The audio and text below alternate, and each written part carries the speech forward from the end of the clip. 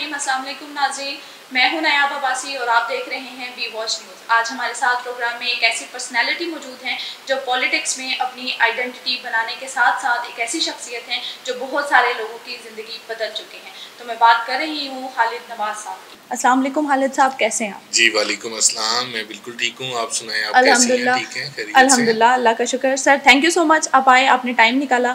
Sir आज हमने आपसे गुफ्तगू करनी है एक बहुत ही इंटेंस और बहुत ही सेंसिटिव टॉपिक के ऊपर। अनफॉर्चुनेटली हम लोग खुद भी मुसलमान हैं और हमें भरपूर इस चीज़ की मजम्मत करनी चाहिए और हम करते हैं। फ़लस्तीन के बारे में बात करेंगे सर, उस पे फ़लस्तीन पे होने वाले मज़ालिम के हवाले से बात करेंगे।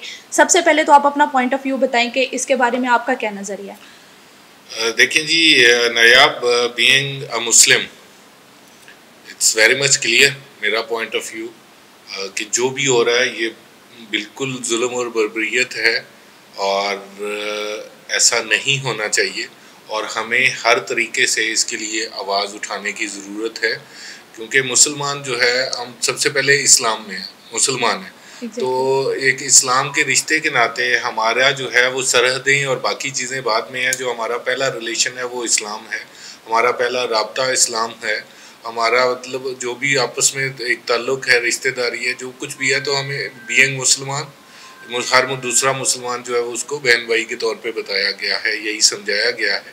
तो किसी भी एक मुसलमान के साथ कहीं पे भी ज़्यादती हो रही हो तो हमारे ऊपर ये फ़र्ज़ हो जाता है कि हम उसके लिए आवाज़ उठाएं, उसके लिए स्टैंड करें। तो मेरा point of view 1000% very much clear कि हमें फ़लस्तीन के लिए जितनी ज़्यादा से ज़्यादा आवाज़ उठा सकते हैं, ये सबसे जो है ना निचला दर्जा है आवाज़ उठाना। बिल्कुल।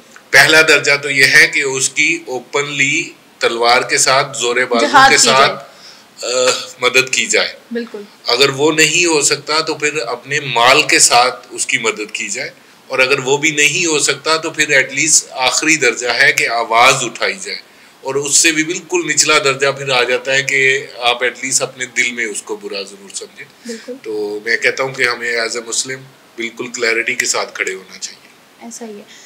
खालिद साहब, इंटरनेशनल कम्युनिटी क्या रोल प्ले कर सकती है या क्या रोल उसको प्ले करना चाहिए?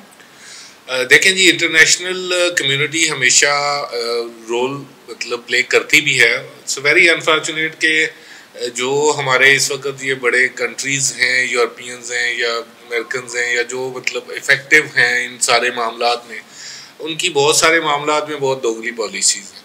एक तरफ वो ह्यूमन राइट जो है ना, ह्यूमन राइट तो क्या, वो एक कुत्ते के राइट को भी बड़ा हाईलाइट कर देते हैं और उसके लिए भी बहुत ज़्यादा कुछ हो जाता है, और दूसरी तरफ वो बिल्कुल मतलब खामोशी भी अख्तियार कर लेते हैं।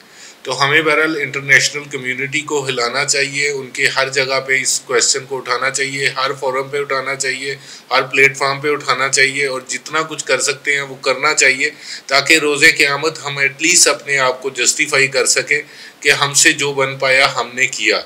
हमें खामोशी जो है वो इस पर वो बहुत बड़ा सवालिया निशान है, वो बहुत बड़ा जुल्म है अपने साथ भी और मुस्लिम उम्मा के साथ भी और फ़लस्तीन के साथ। सर अगर फ़लस्तीन के लोगों के हवाले से बात की जाए, ह्यूमन राइट्स की, फ़लस्तीन के लोगों के राइट्स की अगर बात की जाए, तो हमारी गवर्नमेंट का क्या रोल प्ले होना चाहिए और क्या रोल जो है वो प्ले कर रही है? क्या वो अपनी पोजीशन को क्लियर कर रही है इस हवाले से?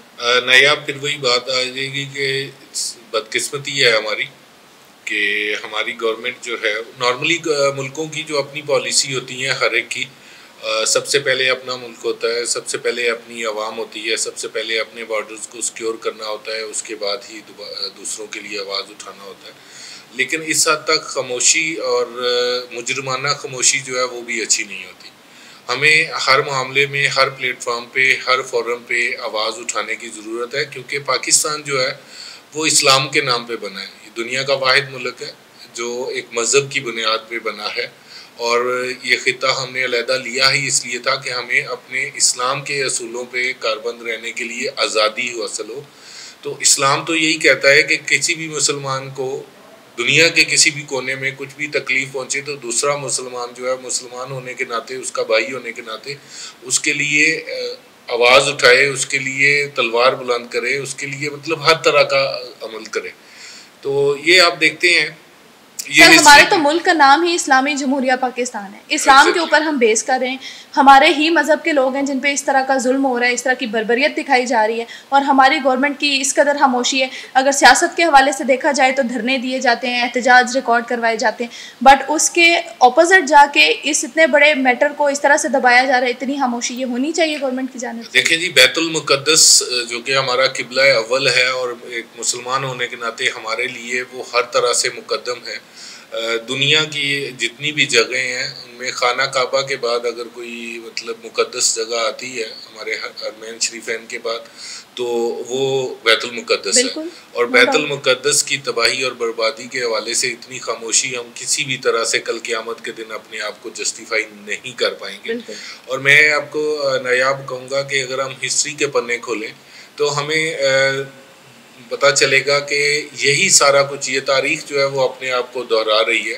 फ़र्क सिर्फ इतना है कि उस वक़्त चंगेज़ ख़ान और हलाकू ख़ान थे और तब भी यही था कि वो एक मुस्लिम स्टेट पे हमला करते थे, एक को तबाह बर्बाद करने के लिए निकलते थे, तो दूसरों को वो मैसेज देते थे कि तुम लोग मतलब मत आना, हम तुम्हारी तरफ नहीं आ रहे, तुम आराम से बैठ गए। और वो अपने आप को सेफ एंड साउंड कंसिडर करके अपने आप को बचा के तो बैठ जाते थे। तब भी एक जमात ऐसी थी मुजाहिदीन की कि जो सबको मतलब बुला रही थी, जो सबके पास जा जा के उनको जगा रही थी कि खुदा के लिए इकट्ठे हो जाएं, ये आज इनकी बारी है तो कल आपकी बारी आएगी। लेकिन वो बुज़दिलाना और ख़ामोशी जो थी उसका रिजल्ट यही आता था कि आज कोनिया पे हो रहा है तो कल बगदाद पे था। तो वो स्टेप बाय स्टेप हर एक की तरफ गए और हर एक को ही उन्होंने बारी बारी मारा, और अगर वो इकट्ठे हो जाते तो कभी भी ऐसा ना होता। तो आज भी वही हो रहा है कि हमारे जितने भी अरब ममालिक हैं, जितने भी मुस्लिम ममालिक हैं, उनकी मुजरमाना खामोशी की वजह से ही फ़लस्तीन के साथ इतना बड़ा कुछ हो रहा है। अगर आज हम इकट्ठे नहीं होंगे तो ये बात फ़लस्तीन पे रुकेगी नहीं।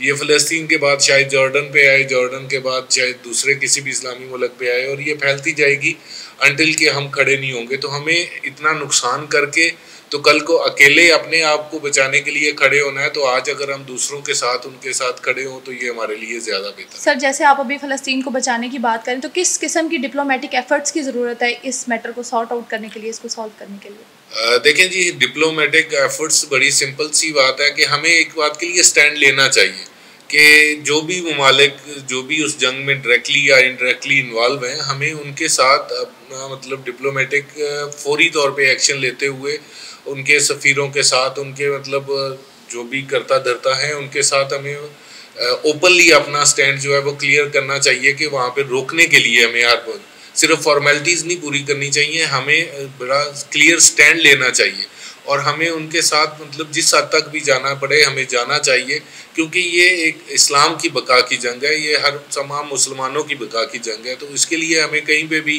कंप्रोमाइज़ नहीं होना चाहिए, वो चाहे यूएन का प्लेटफॉर्म हो, चाहे कोई भी प्लेटफॉर्म हो, हमें हर जगह पे बड़ा क्लियर स्टैंस के साथ खड़े होने की ज़रूरत है। सर इंतहाई अफसोस के साथ अगला सवाल कि बैतुल मक़दस के हवाले से अरब ममालिक की तरफ से, इस्लामी ममालिक की तरफ से इस तरह की खामोशी जो अभी वहाँ पे सूरत हाल चल रही है, क्या ये डिज़र्व करता था, ये ऐसा होना चाहिए था? यकीनन यकीनन यकीनन ऐसा नहीं होना चाहिए था, और ये जो भी हो रहा है ये गलत हो रहा है, और हम सबको इसका खमियाजा इस दुनिया में भी भुगतना पड़ेगा और हमें आने वाली दुनिया में भी भुगतना पड़ेगा। बिल्कुल सर, पॉलिसी में किस तरह के चेंजेस आपके ख्याल में होनी चाहिए यूनाइटेड नेशंस की तरफ से?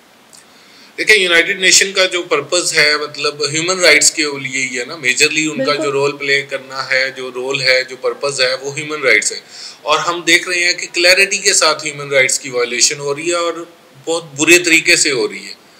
जो कुछ हम देख रहे हैं मीडिया पे वो सारा कुछ नहीं होना चाहिए और हमें क्लियर वॉइस उठानी चाहिए। और अगर वो वैसा रोल प्ले नहीं करते जो पर्पस है, मैं अगेन कहूँगा कि एक तरफ तो वो एक कुत्ते के साथ या एक जानवर के साथ भी कहीं पे कोई ज्यादती होती है तो उस पर भी वावेला मचा देते हैं, और दूसरी तरफ मतलब एक पूरे इतने मुसलमानों की जाने और बिल्कुल जानो माल हर चीज़ मतलब कि तबाह बर्बाद किया जा रहा है, और वहाँ पे खामोशी किसी तरह से भी जस्टिफाई नहीं। सर फ़लस्तीन में होने वाली इलीगल सेटलमेंट्स के हवाले से क्या कहेंगे? वहाँ पे जो एक कलेक्टिव पनिशमेंट्स हो रही हैं उनके हवाले से क्या कहेंगे? साइकोलॉजिकल इफ़ेक्ट्स के हवाले से बात करें कि जो वहाँ पे बच्चों के साथ हो रहा है उनके क्या इफ़ेक्ट्स होंगे?